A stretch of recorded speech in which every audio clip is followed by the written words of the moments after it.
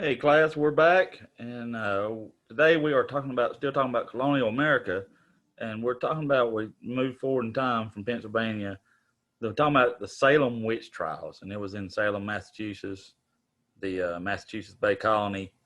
Uh, uh, they were Puritans, all right. They had really strict rules, and they believed very much in witchcraft, and some things happened, and they started just accusing everybody of witchcraft. About 20 people got killed, about 200 were accused, and it all started with these two little girls, Betty Paris, and hold on, I'll tell you what her name was. Betty Paris and Abigail Williams. I'm sorry, I had to move forward. Betty Paris and Abigail Williams, two little girls. They started having these fits and making these strange animal noises, and it was all for show. And I'll tell you more about it as we get into this. It was all for show, but it wound up hurting a lot of people and getting a lot of people killed. And so it's Salem witch trials. They believe very much in witchcraft. They even did that during the Middle Ages. Hundreds and thousands of people were killed for witchcraft in the Middle Ages in Europe. So they weren't. It wasn't nothing unusual. So, but anyway, that's what we're talking about today. It's very interesting. You'll see some of the beliefs of the Puritans in this, and some of the things, the witch tests that they did, and it's kind of crazy, y'all. So here we go. So, like I said, the Salem witch trials were a series of prosecutions in which over 200 people were accused of practicing witchcraft. About 20 of them were killed, and it took place in a number of cities in Massachusetts Bay Colony, but it was primarily the town of Salem. What were the witch trials? Salem witch trials were a series of prosecutions in which over 200 people were accused of practicing witchcraft. They took place in a number of cities in the Massachusetts Bay Colony from 1692 to 1693, but primarily in the town of Salem. Right here, Salem, Massachusetts Bay Colony, and Salem. So, like I said, during the late 17th century, the Puritans of Massachusetts Bay Colony, they believed witchcraft was the work of the devil, and it was very real, and it was nothing unusual because, like I said, in the 1600s, thousands of people were executed in Europe for being witches, and it was fearful. It's fearful for them because they were very religious. They believed very much in this stuff, and but they let this and get out of control, uh, just just a tad. Beliefs and fear. During the late 17th century, the Puritans of Massachusetts Bay believed that witchcraft was the work of the devil and was very real. This fear was not new to the colonies. Throughout the late Middle Ages and into the 1600s, thousands of people were executed in Europe for being witches. All right. So, like I said, the witch trials in Salem begin with two little girls, Betty Paris. All right, Betty Paris and Abigail Williams. If you see there, a couple pictures of them with fits, and a couple of the pictures of the girls down here. They begin to have strange fits, and they make animal noises, and they claimed as if they felt they were being pinched and stuck with pins. And when they interrupted church, which was a big, big no-no then, all right, the people in Salem knew this was the work of the devil, and the girls blamed the condition on witchcraft. All right, I'm going to tell you a little bit about this. All right, back then, little girls, you didn't always get attention. All right, they just didn't. It just wasn't part of their culture. They focused more on the males and different things. And girls didn't do a whole lot then. So more than likely, this was not witchcraft that happened. More than likely, they were just telling a lie. They saw a way to get some attention, and they were telling a lie to get this attention. But in the end, them telling this lie, it's kind of like the boy who cried wolf. It wound up, well, they didn't get hurt out of it, but it wound up hurting other people. So that's just how it was back then, though. But I mean, and it's sad that this all happened, but it did happen. What started the trials? The witch trials in Salem began when two little girls, Betty Paris, age 9, and Abigail Williams, age 11, began to have strange fits. They would twitch and scream and make strange animal noises. They claimed they felt as if they were being pinched and stuck with pins. When they interrupted church, the people in Salem knew the devil was at work. The girls blamed their condition on witchcraft. All right. And they blamed 3 women for this. All right. 3 women in the village, they said, had cast spells on them. Tituba. All right. Tituba, which you'll see here, and it's a better picture of her on the next page. She cast spells on them. They said it was her. They said it was Sarah Good, which was a local beggar and a homeless person. And then Sarah Osborne, who was an old lady who rarely came to church. So these 3 women, Tituba was not a European. All right. She was like from the Bahamas or Caribbean or somewhere. Sarah Good was a local beggar and homeless woman, so she was kind of ostracized too. And Sarah Osborne was a woman who rarely came to church. So, they pointed them at directions of people that were kind of on the outside looking in on the community. And they fell right into it. The rest of the community did, and jumped on them. So what started the trials continued. They said that 3 women in the village had cast spells on them. Tituba, the girl's servant, who told them stories of witchcraft and probably gave them the idea. Sarah Good, a local beggar and a homeless person, and Sarah Osborne, an old lady who rarely came to church.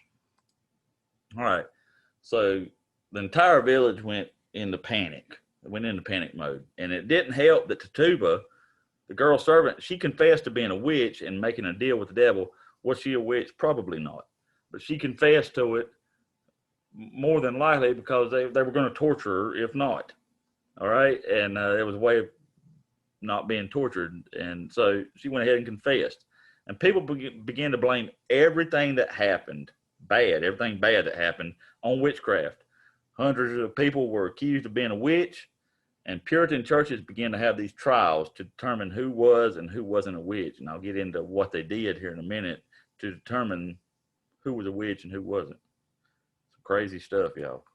Tituba. Soon the entire town of Salem and the villages around them were in a panic.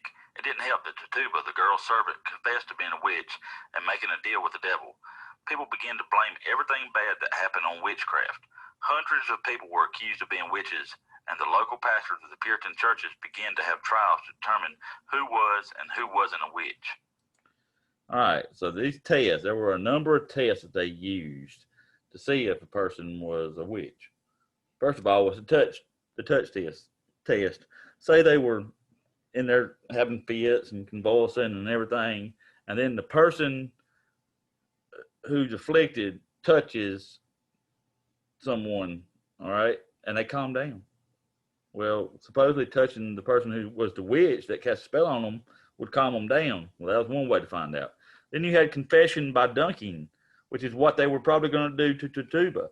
All right, they would dunk an accused witch in water until they finally confessed. All right, well, rather than being tortured, she just went ahead and confessed. And then the Lord's Prayer. If a person could not recite the Lord's Prayer without messing up, they were considered a witch. So those are 3 of the trials. Now, there's a couple more on the next page that's even weirder. Witch test. There were a number of tests used to see if a person was a witch. You had the touch test. The person afflicted with fits would become calm when touching the witch who cast a spell on them. Confession by dunking. They would dunk an accused witch in water until they finally confessed.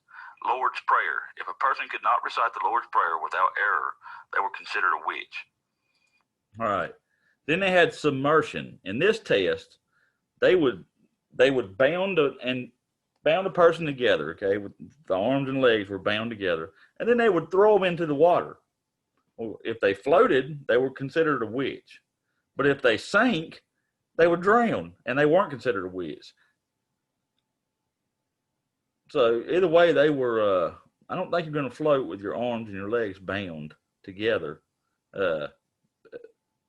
You're going to drown, obviously, if they throw you in the water. So that's kind of, like I said, they were kind of a little bit, All right. And then they had pressing. If you look in this picture here, here's an example of pressing.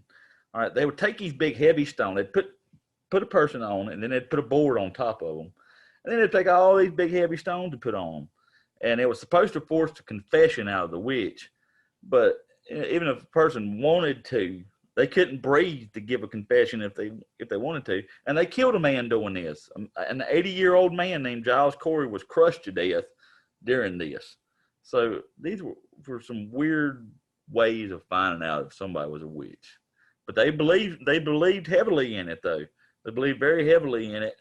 So and that's why so many people wound up dying of this. Witch test continued. Submersion. In this test, the accused was bound and dropped in the water. If they floated, they were considered a witch. Of course, if they didn't float, they would drown. Pressing. In this test, heavy stones would be placed on the accused. This was supposed to force the confession out of the witch. Unfortunately, the person being pressed couldn't breathe to give a confession even if they wanted to. An 80-year-old man named Giles Corey was crushed to death when this test was used on him. All right. So, like I've said before, at least 20 people were put to death during the trials. All right, like 19 hangings and the one person that was crushed to death, Giles Corey. Over 150 more were jailed, and some people died in jail due to how bad the conditions were. How many were killed? At least 20 people were put to death during the trials. Over 150 more were jailed, and some people died due to poor conditions in jail. All right. But how did they eventually come to an end? Okay. First of all, the governor's wife got accused. All right. I don't say that in here, but he did. Or she did. And when he saw that, he said, "No, this ain't happening."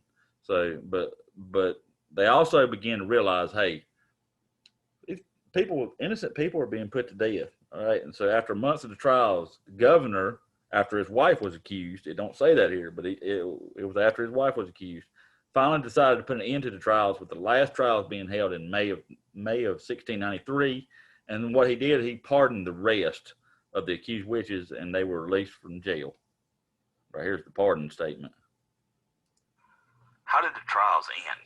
As more and more people were being accused, the public began to realize that innocent people were being condemned to death. After months of the trials, the governor finally decided to put an end to the trials, with the last trial being held in May of 1693. The governor pardoned the rest of the accused witches, and they were released from jail. All right. So number one, how many people were accused of being witches? A, 1, B, 200, or C, 3,000? The answer is B. There were around 200 people that were accused of being witches. Ding, ding, ding. We have a winner. Number two, where did the witch trials take place? Was it A, in Salem, Massachusetts Bay Colony, or Salem, Massachusetts? B, Virginia, or C, California? The answer is A, Salem, Massachusetts, where most of the witch trials took place. Ding, ding, ding. We have a winner. Number three, what were the girls' names that started it? Was it A, Miss Williams, B, Virginia Dare, or C, Betty Paris and Abigail Williams? There's two little girls, remember. It was a C, Betty Paris and Abigail Williams. They were age 9 and age 11. Ding, ding, ding. We have a winner. Number four, who confessed to being a witch? Was it A, Tituba, B, Mr. Shawn, or C, John White? It is A, Tituba. Tituba confessed to being a witch, and like I said, she wasn't really a witch. Probably she confessed because she knew they was going to torture her, so to get away from having to do that. Ding, ding, ding. We have a winner. And the last one, number five, how many people were killed from this? A, 1, B, 10, or C, 20 people? The answer is C, 20 people were killed during the Salem witch trials. Ding, ding, ding. We have a winner. All right, class. We'll be back next week. We're going to start with Metacomet and King Philip's War, and then the French and Indian War, and we'll be done with this unit. And we'll go on. We're going to take a step back and go into Native Americans after this. Talk a little bit about that before we go to the American Revolution. So I will see you all next time, and I hope you all have a good day.